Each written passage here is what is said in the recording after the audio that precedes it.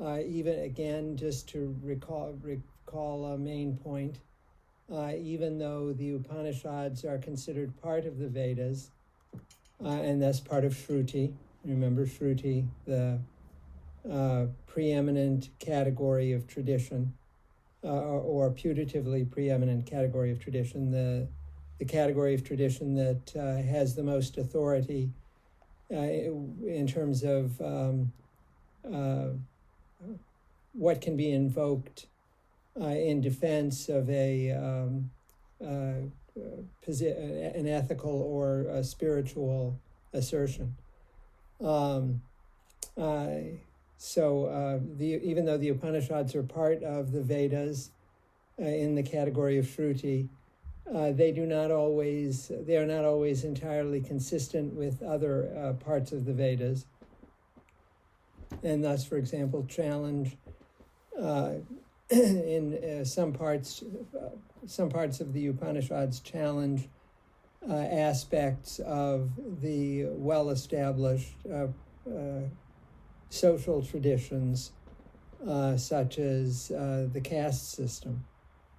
We talked about fundamental principles of Vedanta, as well as the specific school that is basically associated with what's called Advaita Vedanta. Things are actually a little more complicated because some people follow or are seen as working within the Advaita Vedanta tradition or lineage, parampara, the lineage, in this case, a lineage from teachers to students. Even though there is, for example, a mainstream or a common tendency for Advaita Vedanta thinkers to view the material world as Maya or illusion. There are people who work in that tradition and are identified with the tradition, thinkers who are identified with the tradition, who do not believe that the material world is Maya.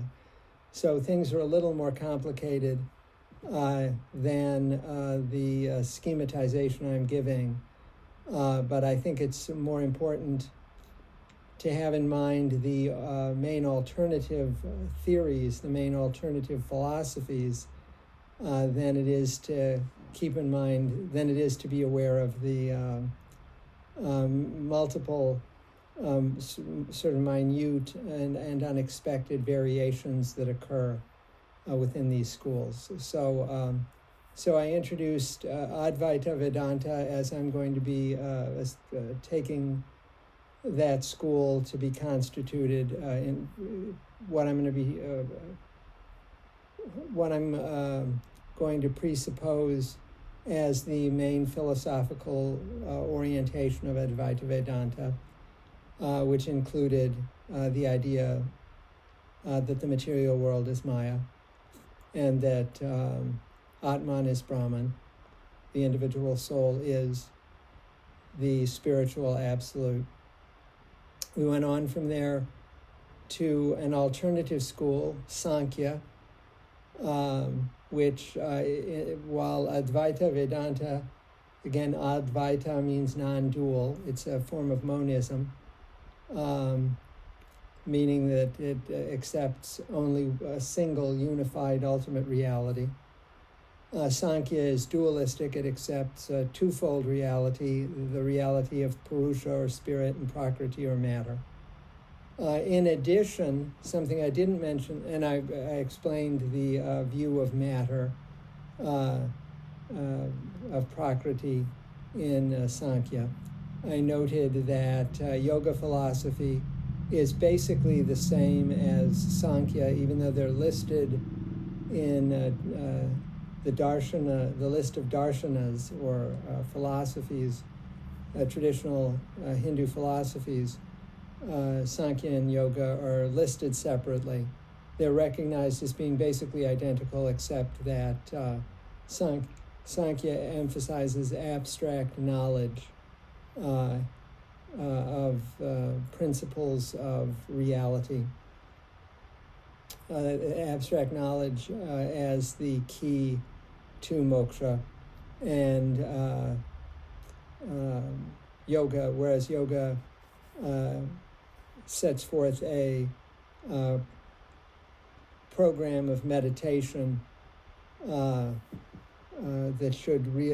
the aim of which is to lead beyond a simple intellectual acknowledgement of principle of spiritual and metaphysical principles, lead beyond that mere abstract acknowledgement to a more profound experiential realization of the truth of those principles, an experiential sense of their reality. Thus, an experience of the sense that Atman, the experience of the truth of Purusha and its distinctness from Prakriti. Something I didn't mention last time is that unlike Advaita Vedanta, Sankhya typically does not, Sankhya philosophers and yoga philosophers typically do not identify the individual soul with Brahman. Rather, they accept the existence of multiple individual souls so that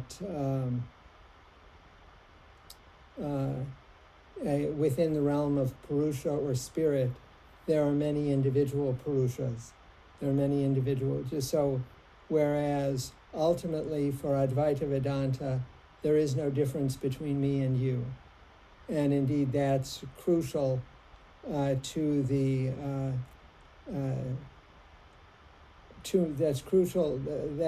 an experiential realization of that is crucial to moksha, to self-realization, because it's necessary.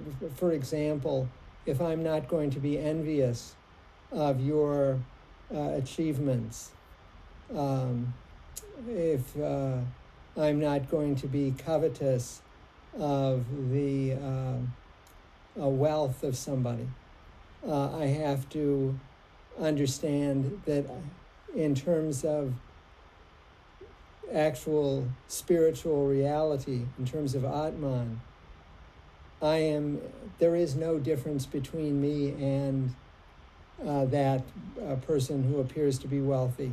In both cases, the Atman is the same, and it's identical with Brahman. In Sankhya, it works a little differently.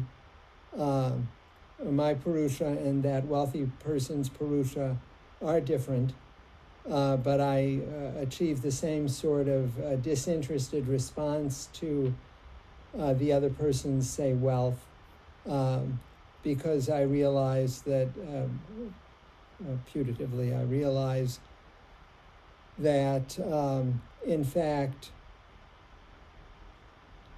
that person as Purusha is no more genuinely connected with the wealth than I am. The wealth is part of Prakriti, and the other person's true self is merely an observer of that wealth, is not an owner of Artha, is not, the Artha doesn't apply to the Purusha, it applies merely to Prakriti. And again, recall that what we consider mental attributes, intellect, memory, and so on, are all things that are observed by the pure observing consciousness of Purusha. They are part of Prakriti and thus not part of the self. They're things that you witness, is one of the terms that is often used in connection with this. They're things that you witness and mistakenly believe are part of yourself, whereas in fact they're not. So our response, I mean, obviously they didn't have movies at the time, but our response to the world is like our response to some aspects of movies. There's like a point of view shot and it's dark, and then something leaps out of the darkness toward the camera, and we, leap back. In fact, we're just observing something that has nothing to do with us. That could be an analogy. I mean, in other words, the thing that's leaping out of the darkness is not going to affect me. Even if it were real, even if it was that was a documentary, not a fiction film, where we witnessed this. The animal or whatever it was jumping out of the darkness toward the camera would affect the person holding the camera, not us in the audience. And that's just recognizing that experientially relating, experiencing that realization relieves us of the fear that we will be harmed, because we are in fact separate from that event. We are Purusha, that event is Prakriti in the case of ordinary life. Again, I've noted problems with these. I'm not posing the problems just to debunk the ideas. Spiritual philosophies typically have metaphysical problems. They're very difficult to work out, and so there are metaphysical problems here. They have metaphysical problems of some sort in every religion that I'm familiar with. And we had the problem with Advaita Vedanta, that it was unclear why illusion should have any causal force of any sort, why it should deceive us, why we should be deluded, deceived by something that is in fact ultimately unreal. Sankhya responds to that by making the material world real. It resolves the problem of what we would call the conservation of matter and energy by positing the eternity of the gunas in Prakriti. But what it doesn't solve is why, so it makes sense that Prakriti exists, and it makes sense that it has causal efficacy, but it only makes sense that it has causal efficacy with regard to elements of Prakriti. It is not at all clear why it would have causal efficacy with regard to Purusha, or how the Purusha-Prakriti division could be overcome such that the latter could have impact on the former. So that's what leads us to absolute monism. If I can, which is, it doesn't have to be associated with Shaivism or Shaktism, that is, worship of Shiva, devotion to Shiva as the primary deity, or a devotion to Shakti. Basically, you could think of Shakti as one female version of Shiva. As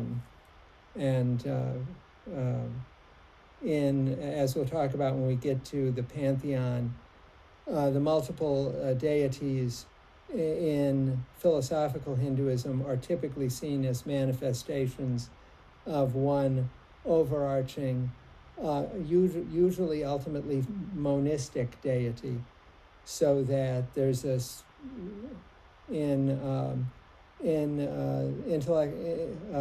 philosophical versions of the pantheon, there's some overarching unity that gives rise typically to a monism, not always, but typically.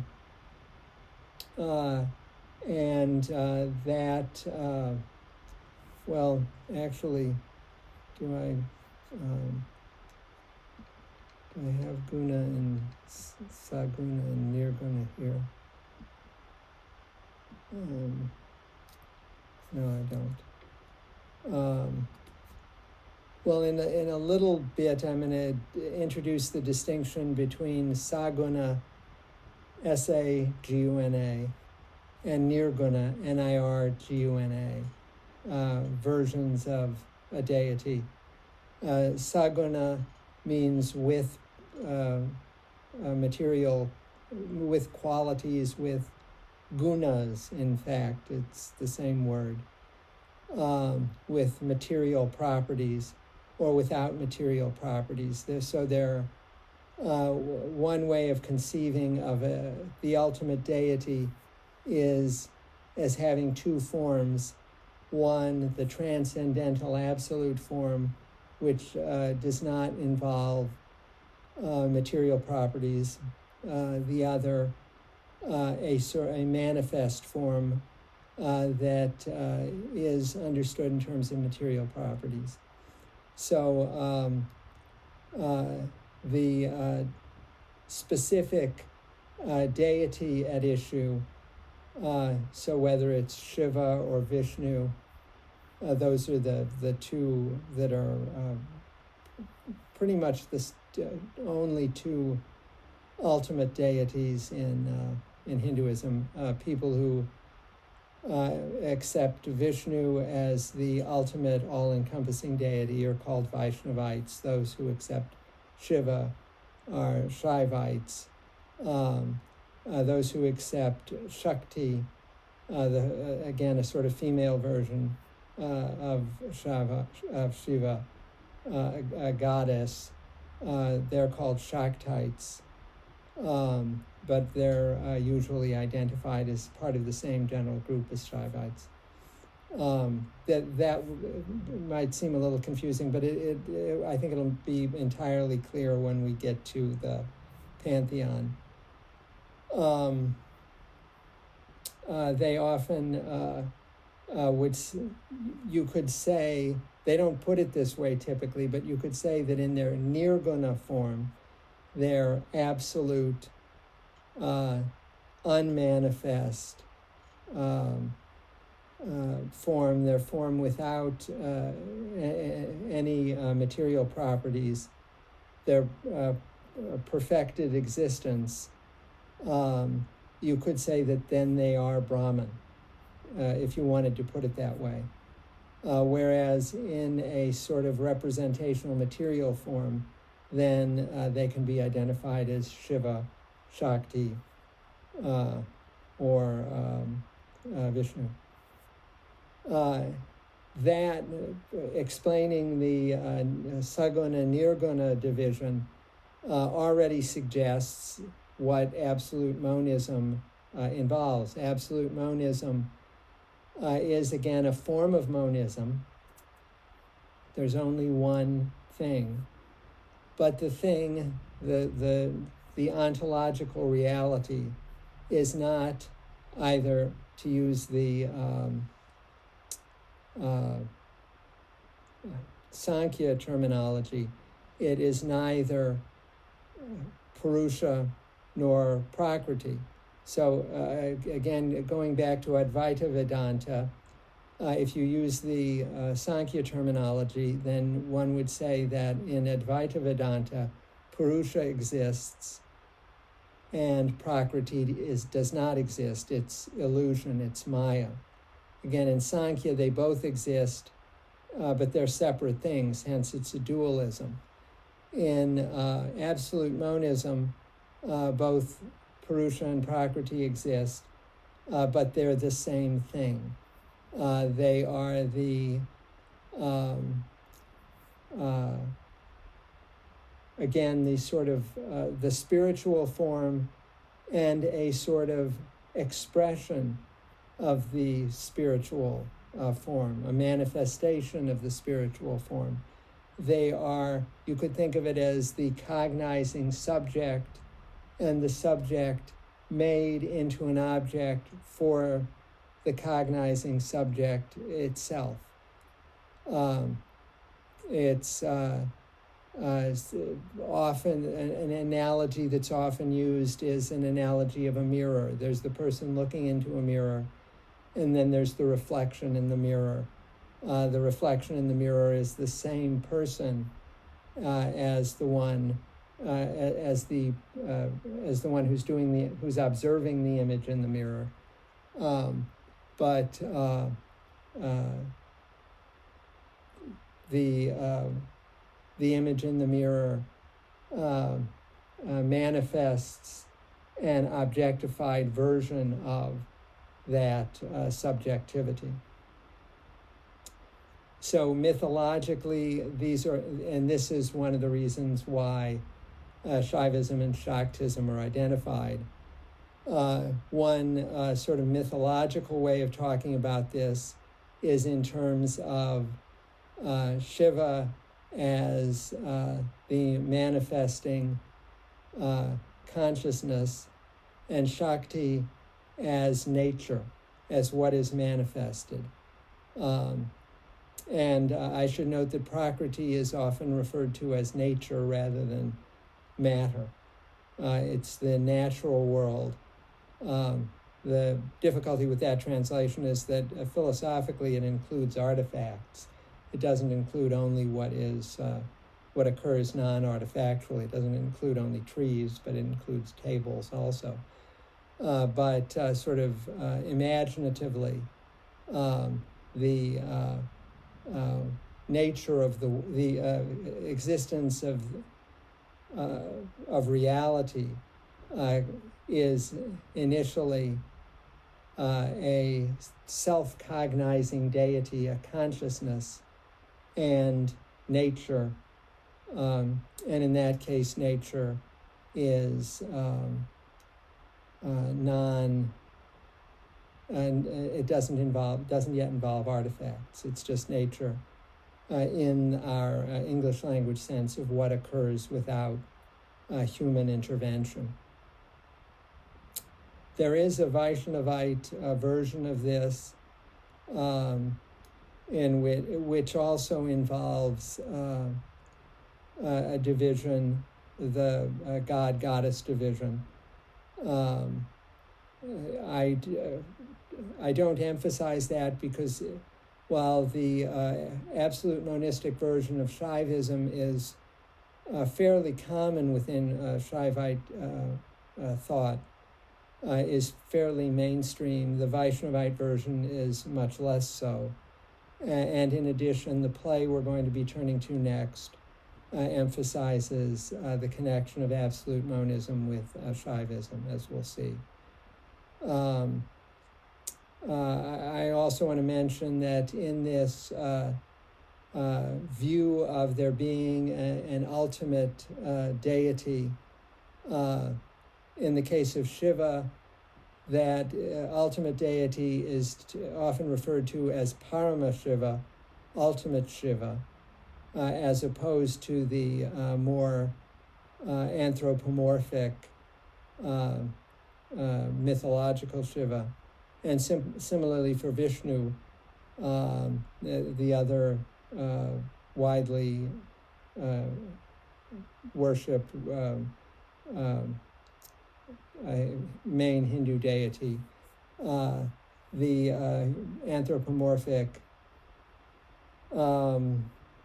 mythologic pantheon, the anthropomorphic version of Vishnu in the anthropomorphic pantheon is referred to as Vishnu, and to distinguish this ultimate, all-encompassing monistic form, typically the word or phrase Mahavishnu is used, the great Vishnu, so it's the same idea as Paramashiva.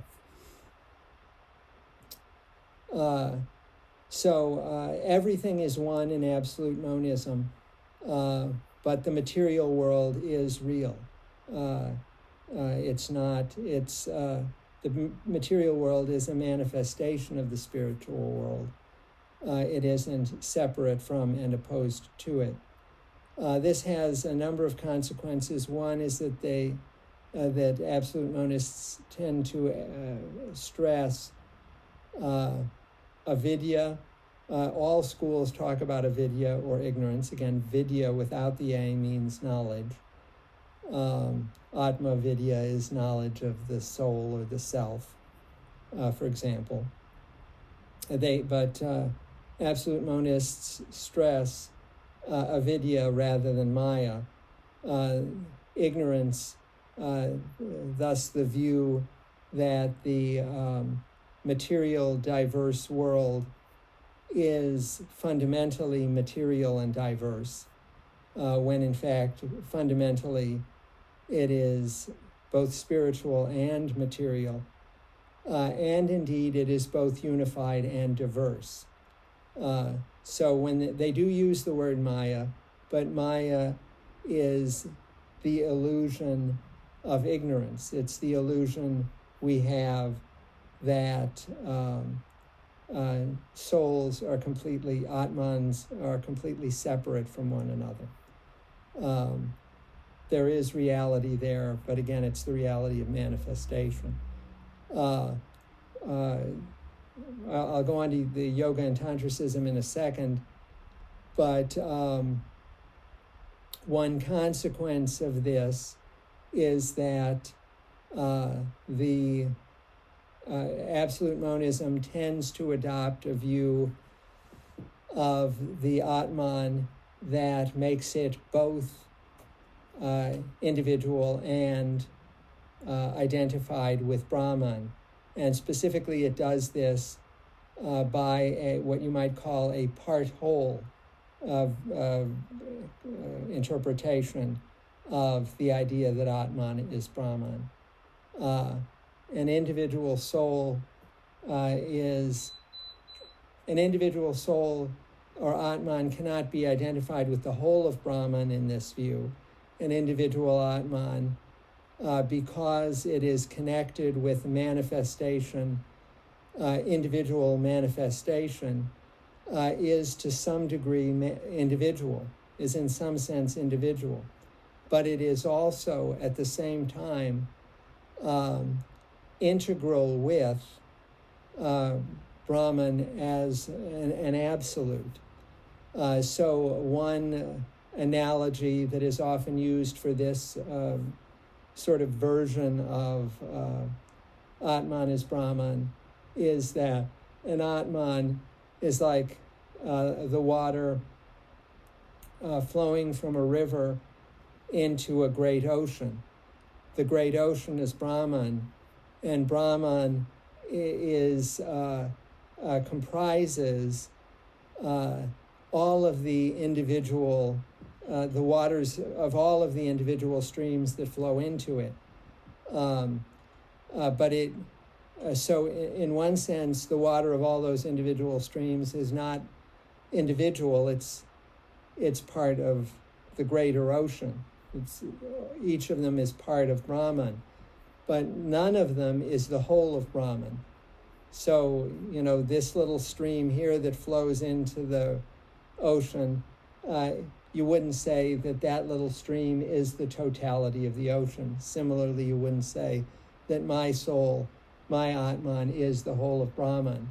But as the river flows in, the water flows into the ocean, it is also inseparably unified with the entire ocean. So that sense of unity and diversity is central to absolute monism.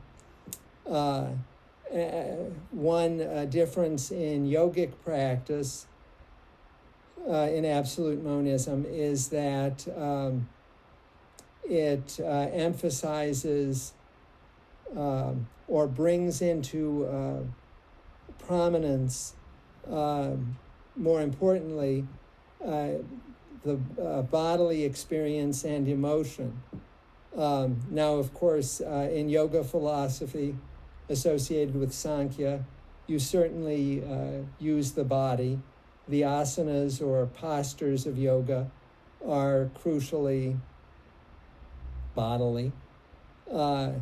the entire training of yoga philosophy, the practice of yoga, involves stilling the turnings of thought, as we'll see. And the turnings of thought are the turnings of the gunas, which are part of the body. They're not part of Purusha, but of Prakriti. So there's certainly that there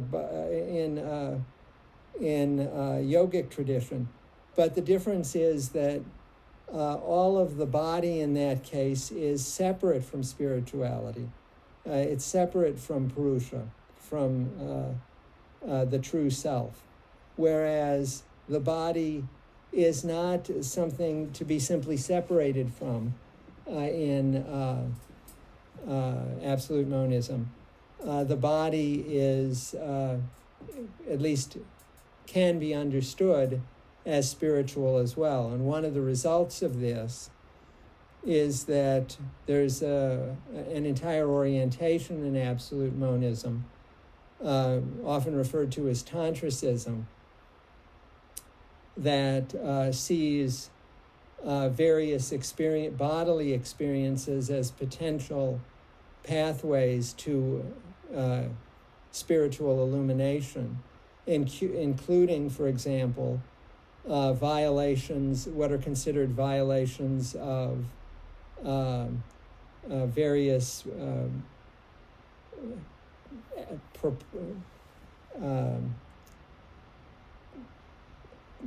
forms of propriety, various engaging in various taboo activities, according to other schools. Especially, these include violating taboos with regard to eating or drinking, experiencing extreme states due to intoxication or other ecstatic conditions, and most famously engaging in sexual practices that are seen as potentially leading to spiritual illumination. We'll return to this in connection with some of the Bengali poetry where Tantricism turns up. Tantricism, the name itself just comes from the fact that many of the treatises in this tradition are called tantras. It's just a name for a genre of philosophical discourse, and the fact that something is written as a tantra does not require that does not entail that it advocate tantric sexuality, for example. But that's where the term tantricism comes from. I should also note that two other things here. One, that various forms of absolute monism repudiate caste, although not all of them do. This is not surprising because the unity of all would appear inconsistent with caste divisions. On the other hand, since it allows for the reality of some divisions, a partial reality, a qualified reality to diversity that would potentially allow a kind of inroad for something like caste division. So you get both tendencies in this. I should also note that absolute monism also often involves devotion to the principal deity. Again, this isn't surprising because unlike in, say, Advaita Vedanta, there is a degree of reality associated with the saguna, the manifest form of the deity, the anthropomorphic form of the deity. And because there's a degree of reality there, an appeal to the deity, a reliance on grace, as they often say, in like Christian religions do, grace from a divinity as being an aid to spiritual realization. You can see how that would find a place in this this philosophy, this metaphysics. As I mentioned before, Abhinavagupta is perhaps the historical figure most closely associated with this view, with absolute monism. He was Kashmiri Shaivites. Shaivism is definitely the minority version of Hinduism. Most Hindus are Vaishnavites. Historically, Shaivite Hinduism has been concentrated in two areas: the far south and part of Tamil Nadu, and the far north in the small, currently very small Hindu minority in Kashmir, largely displaced due to the separatist movement in that Muslim majority state. In any case, Abhinavagupta was Kashmiri, and even though it took place many centuries ago, was written many centuries ago, it is relevant that the Much Ado play, to which we'll be turning, takes place in Kashmir, thus in a particular seat of Shaivism, again a minority version of Hinduism. A more contemporary author who advocated absolute monism was Sri Aurobindo, whom some of you may have heard of. He was a 20th century mystic, first revolutionary, an advocate of Indian independence, and subsequently a mystic. My father-in-law, as I mentioned, was an absolute monist also, and wrote on these topics. Okay, so I need to say a few things about Buddhism. Buddhism, I won't say much about Jainism. I'll only refer to Jainism in the course of the discussion of Much Ado About Religion, the play. But Buddhism and Jainism are Gnostica, heterodox teachings that in effect separated out from what came to be called Hinduism, and were indeed seen as sort of more of an intellectual threat, particularly Buddhism, than the different versions of Hindu thought. In the play, as you'll see, there are sort of two dividing lines. Part of the play separates out Buddhism and Jainism, as well as Charvaka, or materialism, which we haven't gotten to yet. Part of the play separates those out from the Astika, the orthodox traditions that accept the Vedas. So part of the play sort of divides the world into Buddhism, Jainism, and Charvaka on the one hand, and Advaita Vedanta, Sankhya, Mimamsa, and so on, all the orthodox sects on the other. And that's pretty commonplace. Buddhism is often seen as a particular intellectual threat to tradition, to orthodox tradition. In part, this is because it repudiates both caste and the stages of life. And indeed, what we refer to as Hinduism now, its roots are in the period we're discussing, are in, again, the Astika systems, the systems that accepted the Vedas, which were sometimes or fairly regularly referred to as the Varnashrama system. The Varnashrama system, that's just a combination of the word Varna, which, as you remember, is usually translated as caste. It literally means color.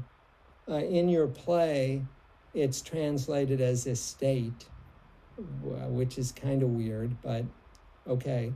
So the four castes are the four varnas in Sanskrit are translated as the four estates in the play.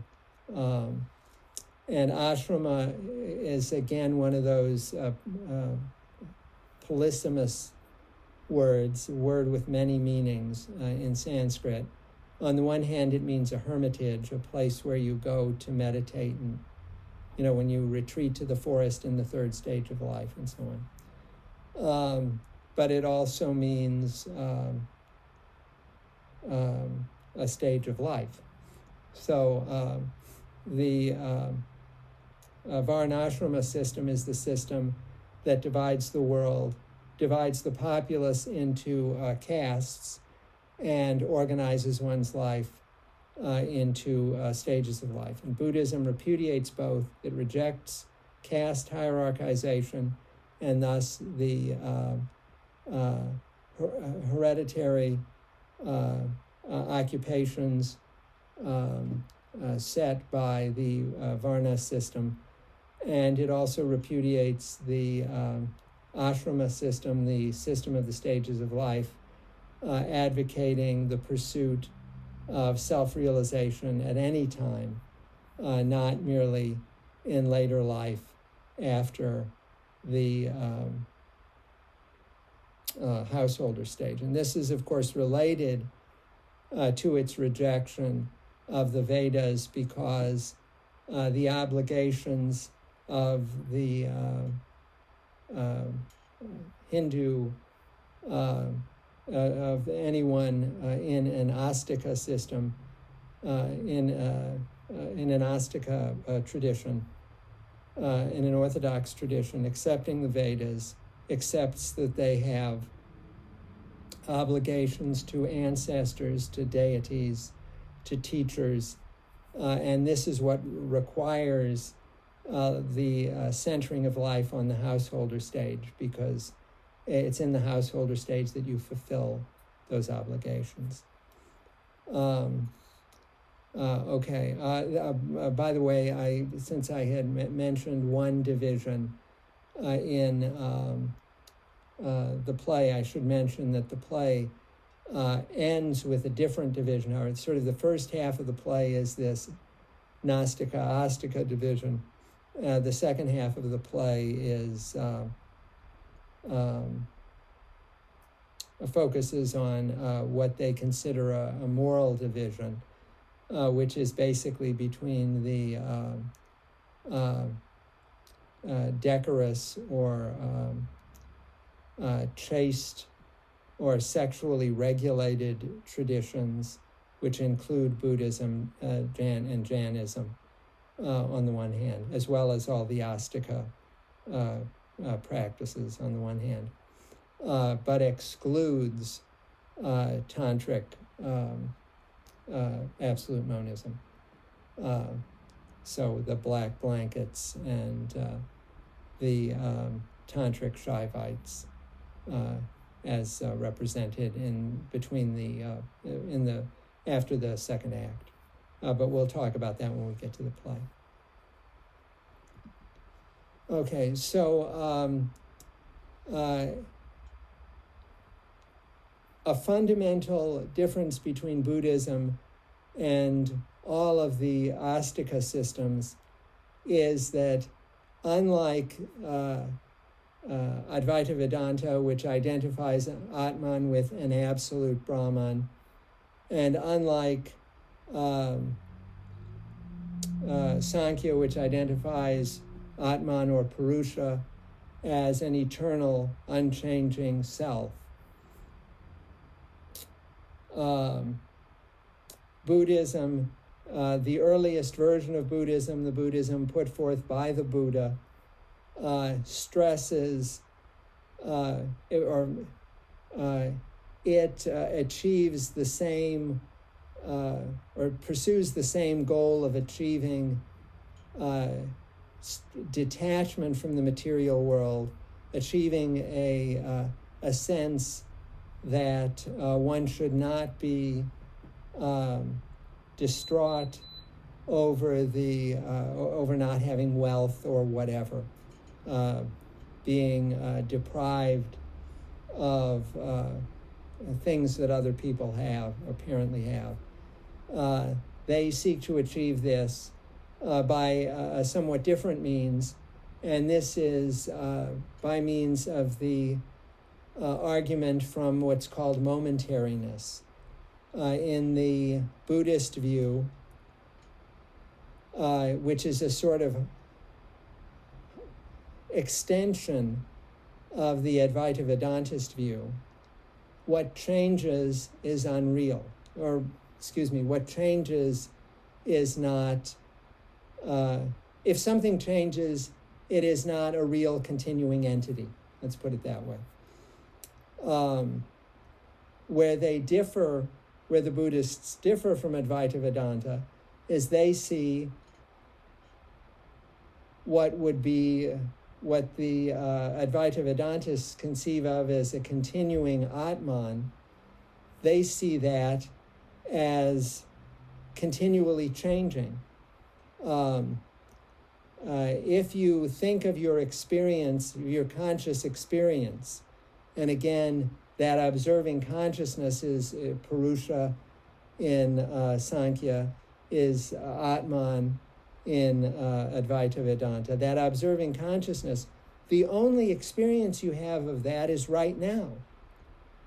Even like 10 seconds ago, you're no longer experiencing that. That's gone. So the idea that there's a continuing soul is just something that you, in effect, make up. You reflect on these momentary experiences of self, entirely ephemeral, fleeting, fragment of a second experiences of self. You reflect on them and sort of imagine them as a continuum, as a body, as a self that is enduring through all those moments. But if the self is just that consciousness, the consciousness does not endure. It's gone from second to second. This is the doctrine called anatta. One thing, early Buddhism is shifts from the learned language of Sanskrit to the vernacular languages, which were called Prakrits.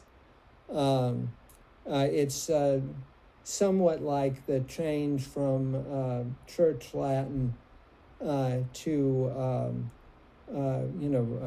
German and English and so on during the Reformation in Christianity.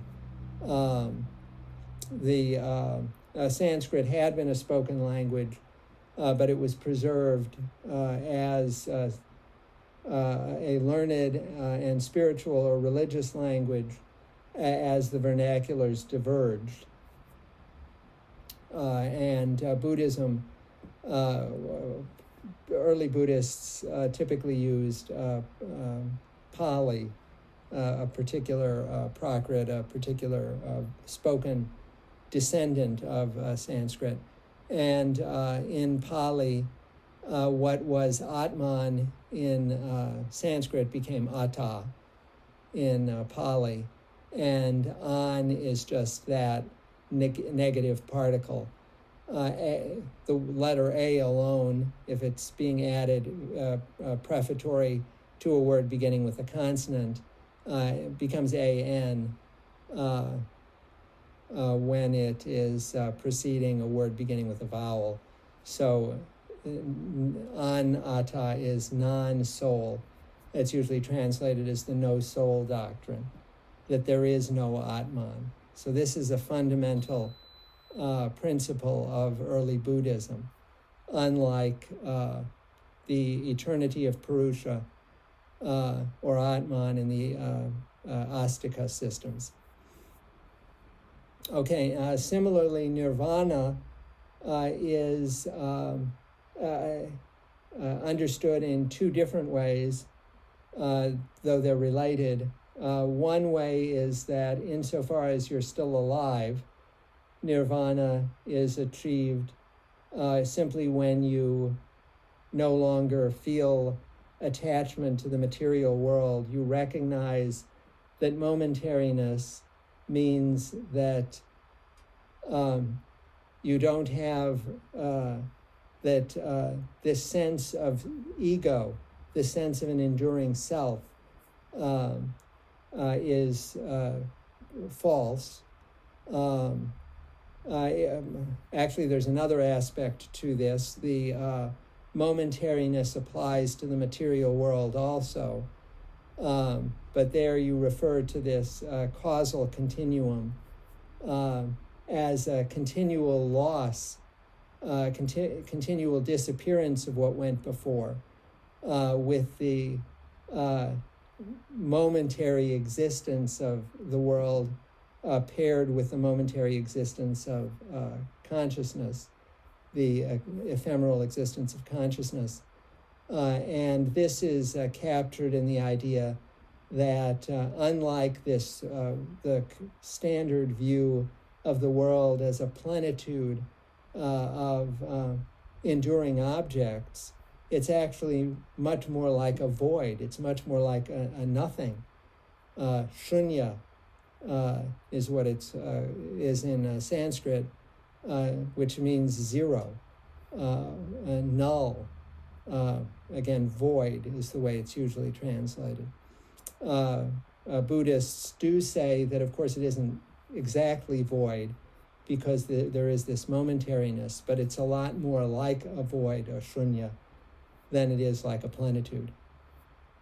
And so they emphasize the aspect of shunya, especially because that isn't what we ordinarily think of. So this pairing of the a sense of the self as not enduring, a recognition that the self isn't enduring, and a recognition that the world is fundamentally shunya, void or null or zero, should lead us, or does, if we genuinely recognize that, it leads us to experience an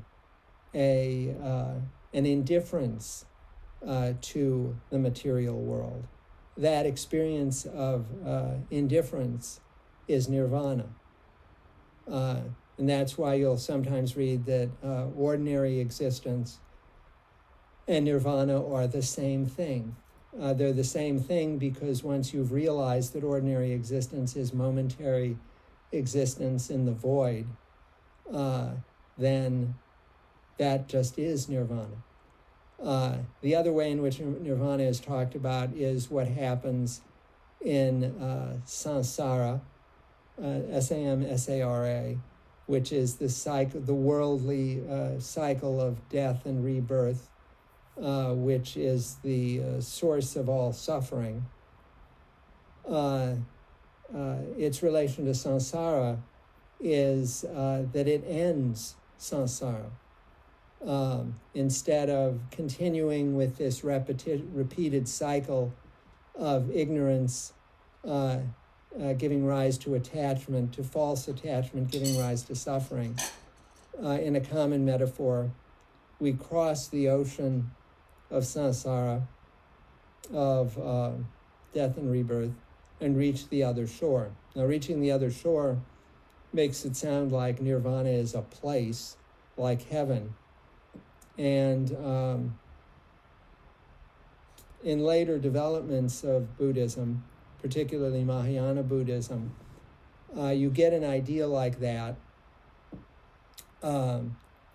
where there, especially in, say, the Chinese, a good example is the Chinese Mahayana Buddhist idea of the Pure Land, which I shouldn't say the Chinese idea. It's most renowned. It's best known, I think, in the West as the Chinese idea of the Pure Land. But the Pure Land Buddhism derives from a version of Mahayana Buddhism brought to China from India. So it was an Indian idea initially. Sukh, happy, Sukh, I've forgotten what the Sanskrit is for what becomes Pure Land in Chinese. But anyway, Sukh is happy, or it is a kind of heavenly place. It isn't identified with nirvana precisely. It's a sort of it's kind of prefatory to nirvana, but that happy land or pure land is again very much like heaven. In later developments of Buddhism, then nirvana, the sort of place-like associations of nirvana achieve a more central place in the imagination of one's spiritual life. But one of the early initial metaphors for the way that samsara, rebirth, and the escape from rebirth worked was that the human soul is like the flame on the tip of a candle. And the passage of the human soul from life to life was like the passing of a flame from one candle to another. So there's one candle with a flame on it and another candle without one, and you light the flame on the second candle. As the flame on the first candle goes out, then the flame is on the second candle. That is what samsara is like, what the cycle of birth and death is like in this Buddhist view. And clearly we would not say that it's the same. I mean, in a sense, we'd say it's the same flame, but it's in a very attenuated sense. It's the same merely in the sense that it's continuous. It's causally continuous. In this, so that seeing it as having a fundamental, substantive self would be bizarre. And the early Buddhist view is that it is similarly bizarre to see the soul as having that substantive, enduring substantive continuity, enduring substance. It's as absurd in the case of a soul as it is in the case of the flame. Nirvana in this metaphor is analogized to snuffing out the flame on a candle without transferring it to a second candle. So it's a kind of a void-like escape from the cycle of birth and death. And as you can see, very different from the plenitude of Advaita Vedanta, where Atman achieves this transcendent identification with all being. or even more so, the utter plenitude of absolute monism, where the soul is identified not only with all spirit but with all matter. Okay, so this I've already gone through momentariness, and shunyata is nothingness. The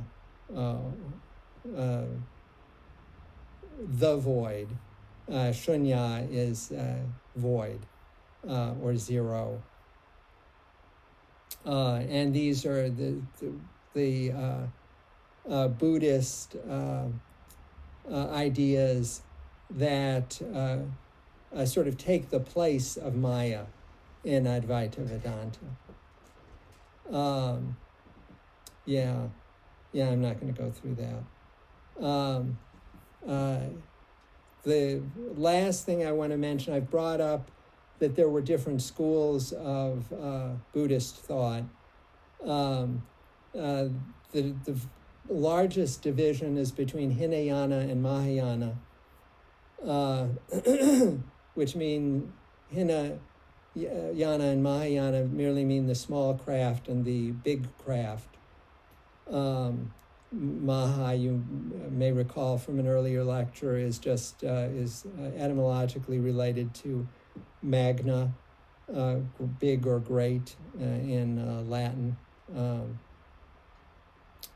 So the small craft is individually oriented. The individual engages in meditation, Buddhist meditational practices to achieve an understanding, an experiential understanding of momentariness and shunyata, and thus aims to achieve self-realization and to escape samsara, the cycle of birth and death, achieving nirvana in this life, and basically ending of the cycle of birth and death. The Mahayana, or great vehicle, in contrast, posits that there is a value higher than individual self-realization, and that's collective self-realization, hence the idea of a big craft. It's like Hinayana, you have your own little boat to cross the river of, or the ocean of samsara, of birth and death, and reach the other shore. In the Mahayana version, you have a big boat that everybody gets on, and you all go together. And in this view, the compassion, you transcend, in this view, you can't transcend egoistic attachment by this form of egoism that would seem to be entailed by devotion to your own spiritual self-realization. You escape egoism by ultimately having compassion alone as your motivating force. You no longer have any egoistic motivating forces, but you have compassion. This is for others. I mentioned in an earlier lecture, others includes not only people, but animals, and even in the famous Mahayana phrase, asserting that the rocks and stones must be liberated, the association of spirits or consciousness or experience within inanimate objects, which, as I recalled, as I noted, was found in some parts of this tradition. It's by no means ubiquitous. I mean, there are certainly plenty of people in this tradition who don't accept that, but there are a number that do. This ideal of compassion leads to the establishment of a new stage, a different stage in spiritual development. Rather than being a Buddha who leaves the world, one might be what's called a bodhisattva, who foregoes his or her own,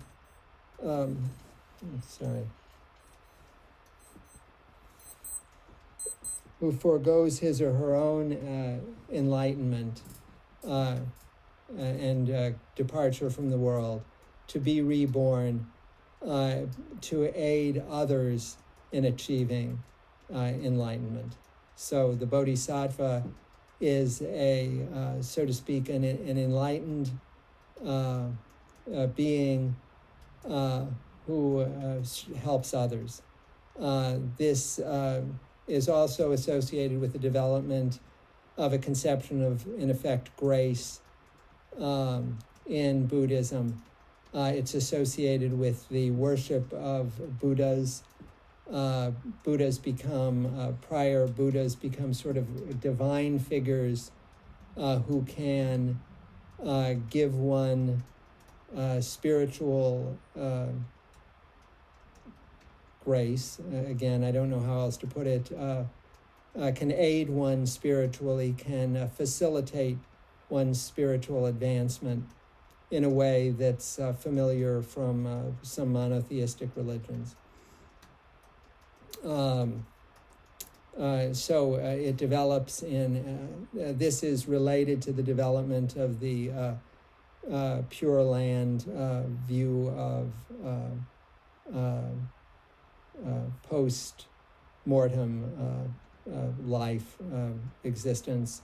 It's related to very much a downplaying of the anatta doctrine in later Buddhism. Okay.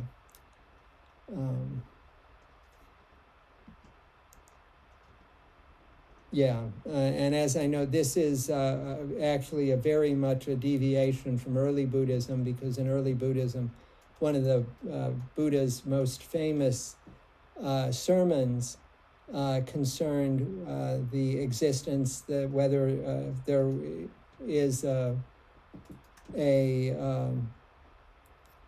whether God exists or not, and the Buddha argued that the existence of God is an issue that, as it's usually translated as, it's an issue not tending toward edification. So in other words, it doesn't advance one spiritually to think about God or not.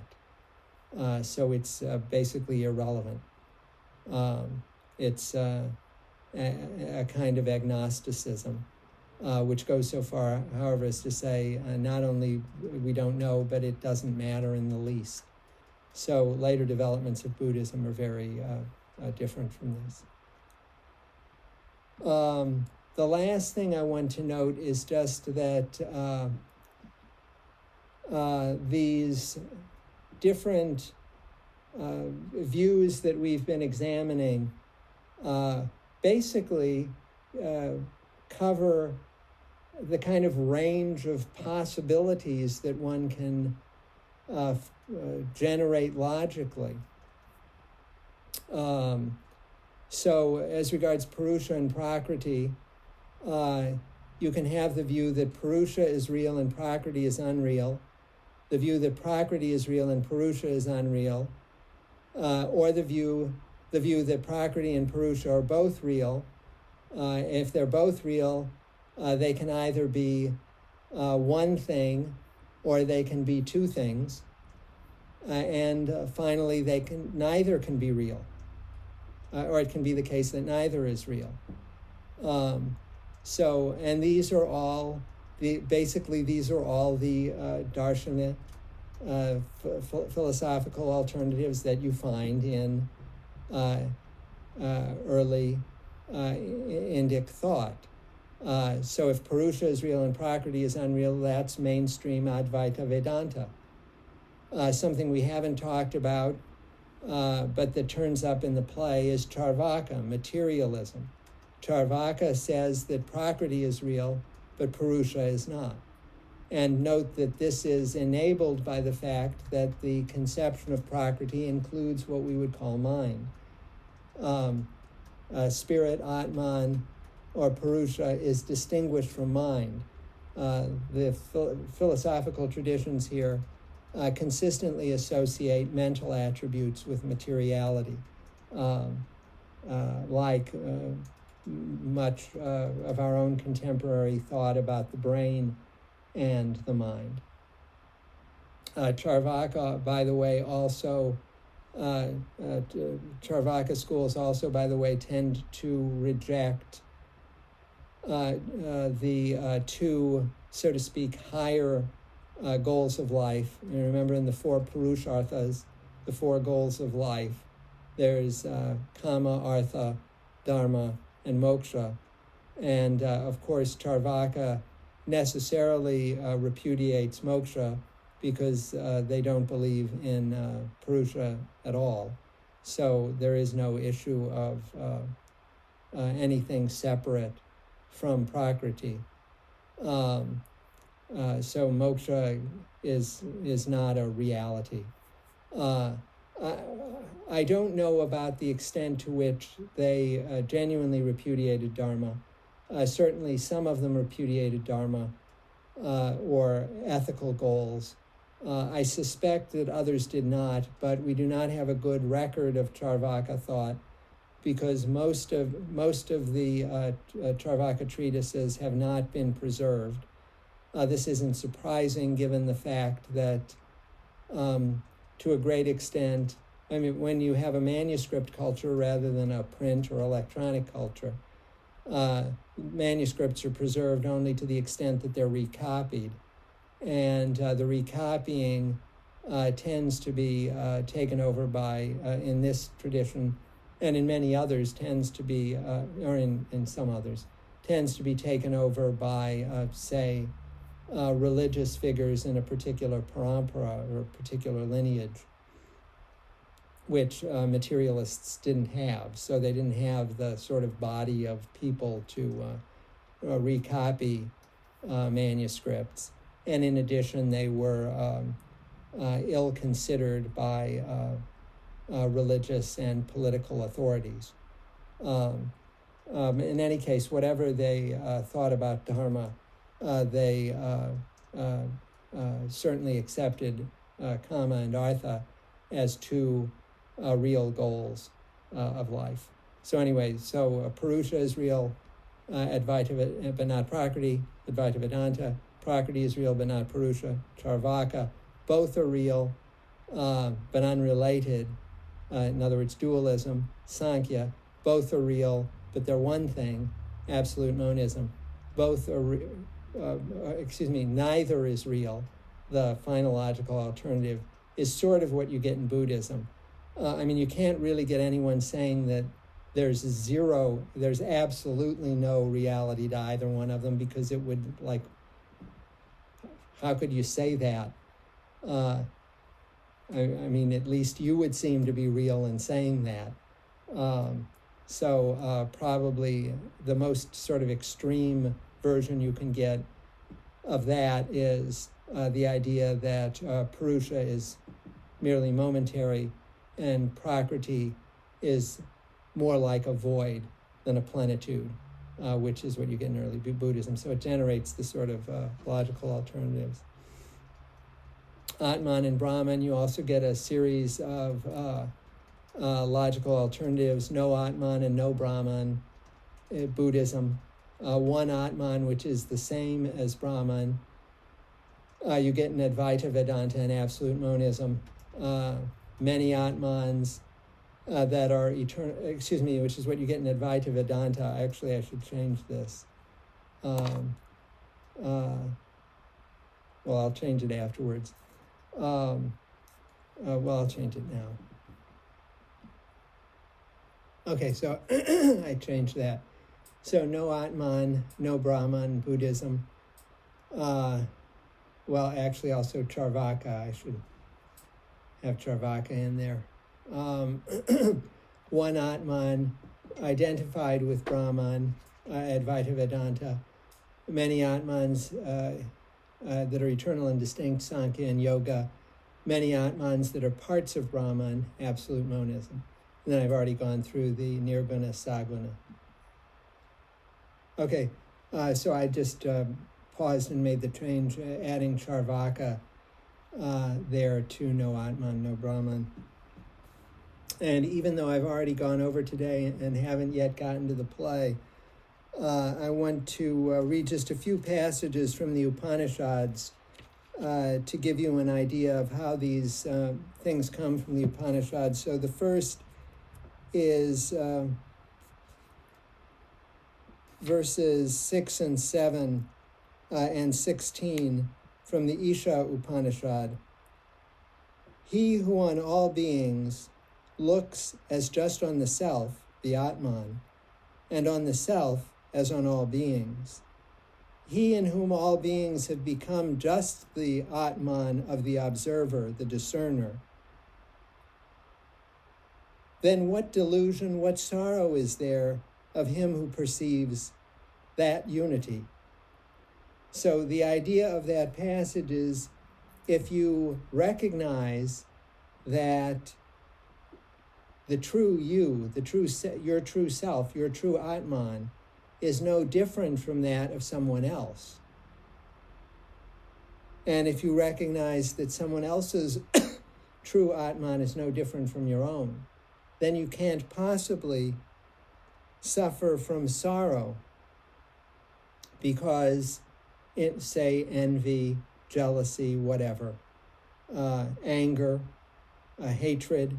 You can't possibly suffer from any of those experiences, those painful experiences, because you won't be under the delusion. You won't suffer from the Maya and the ignorance, the avidya, that you and the other person are different, and thus that what the other person has, you lack. And the 16th verse says, he who is yonder person, person translating Purusha, that Purusha there, I myself am he. Today we'd probably say he or she, because it's not confined to men at all. It couldn't be, because the property of being male is an illusory property is a property of Maya, or is an irrelevant property of Prakriti. In any case, it's not a property of Purusha. So again, this experience of suffering is contingent on a sense of that I am distinct from you and you and from other people. Here is a passage from the Katha Upanishad. When you get to the Bhagavad Gita, you'll find almost an exact repetition of this passage that I'm going to read in that book. The Atman is not born nor dies. So this is to distinguish the soul, the true self, Purusha, from Prakriti, from illusory matter. Illusory in the Advaita view. Sometimes the Upanishads support the Advaita view of illusion, and sometimes not. This one, the Atman, has not come from anywhere, has not become anyone.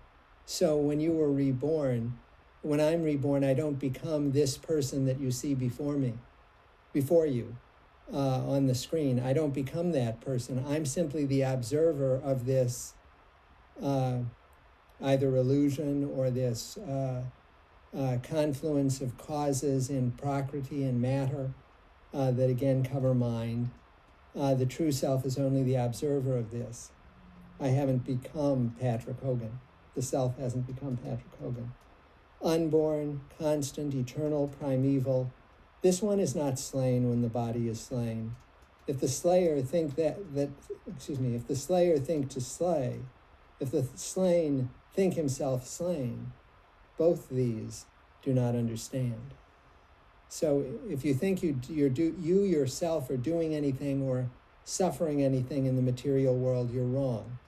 That's all something that you're simply observing and mistakenly connecting with yourself. It's like having the fear that the animal that jumps toward the camera in the movie will harm you, and lurching back in your seat. It won't harm you because you only think it will because you have this false identification with the image you're observing. More minute than the minute, greater than the great is the self that is set in the heart of a creature here. One who is without the active will beholds him and becomes freed from sorrow. So if you stop thinking of yourself as this material being, and instead, in this case, in the case of this passage, focus on the Atman, conceived of as a kind of divine spiritual absolute, thus as Brahman. One who is without the active will beholds him, and the Atman, and becomes free from sorrow. When through the grace of the Creator he beholds the greatness of the self.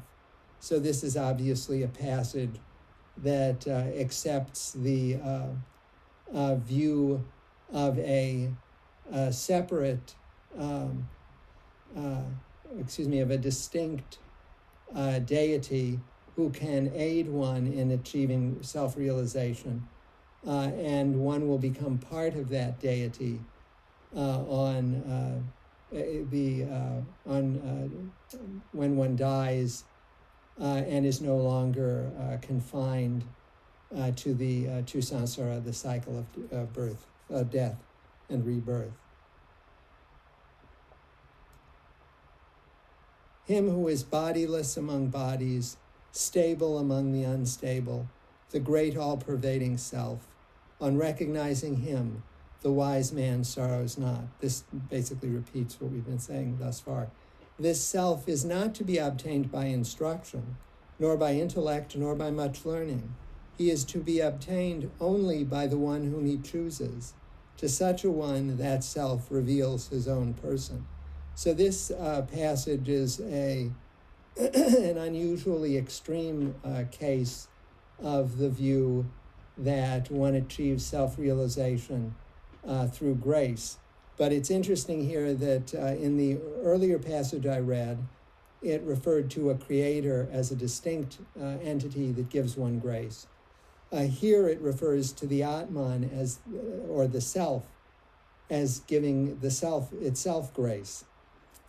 So it connects this creator deity, the Lord, Shiva in a Shaivite version, Vishnu in Vaishnavite version, although you would be unlikely to get that explicitly in this Upanishad, but that's another issue.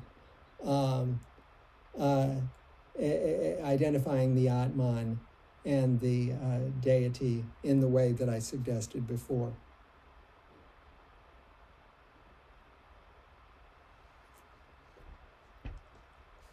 It also repudiates the idea that differentiates Sankhya from yoga, for example, the idea that you can achieve self-realization purely by abstract knowledge. It repudiates that here and says, no, you need more than abstract knowledge.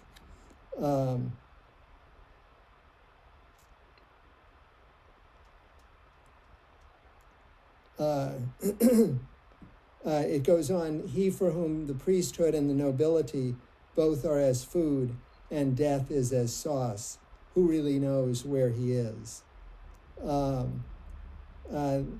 Priesthood and nobility refer to the two highest castes, Brahmins and Kshatriyas.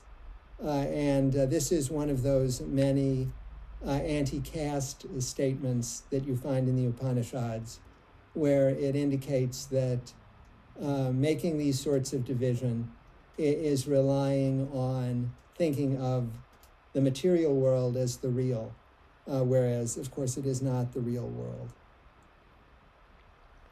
Then it goes to a metaphor that becomes central to the Bhagavad Gita, as you'll find when you read it. Know thou the self, Atman, as riding in a chariot, the body as the chariot. Know thou the intellect, Buddhi, as the chariot driver, and the mind as the reins. The senses, they say, are the horses, the objects of sense, what they range over. The self, combined with senses and mind, wise men call the enjoyer or the experiencer. He, however, who has not understanding, who is unmindful and ever impure, reaches not the goal, but goes on to transmigration, which is to say rebirth. He, however, who has understanding, who is mindful and ever pure, reaches the goal from which he is born no more. Higher than the senses are the objects of sense. Higher than the objects of sense is the mind. Higher than the mind is the intellect. But higher than the intellect is the Atman. And higher than the great self, is the unmanifest. The unmanifest is, of course, Brahman.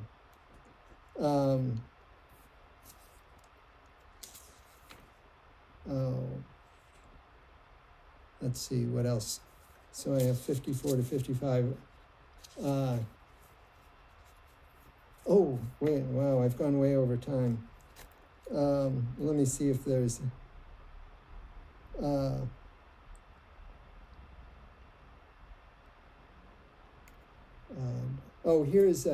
this is something I wanted to read.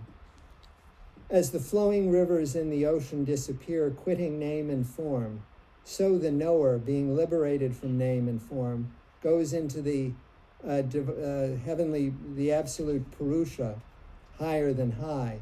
He verily who knows that supreme Brahman becomes Brahman. So this is still the Katha Upanishad, I think. Oh no, it's not. It's the Mundaka Upanishad.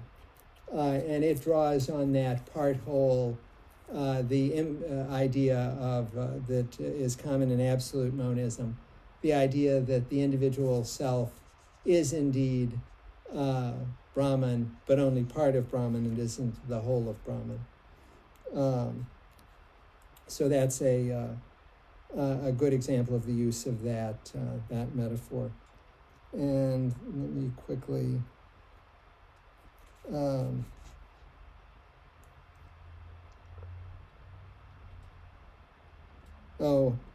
there's the next passage I was going to look at is a Saguna Nirguna passage, but it basically just says things that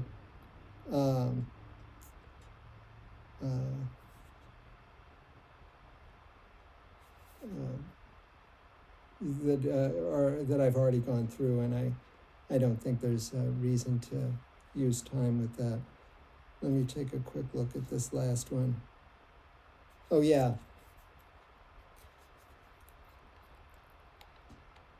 Here's a passage from the Shvetashvatara Upanishad. The whole world, the maker of illusion, projects out of Brahman, and in it, by illusion, by Maya, the other is confined. Now, one should know that Prakriti is illusion, Maya, and that the great Lord, Maheshvara, is the maker of illusion. The whole world is pervaded with beings that are parts of him. This is a really interesting passage. The reason I wanted to quote it, and I'm going to end with this, is that it's open to two interpretations. It's open to the Advaita interpretation that the world is unreal,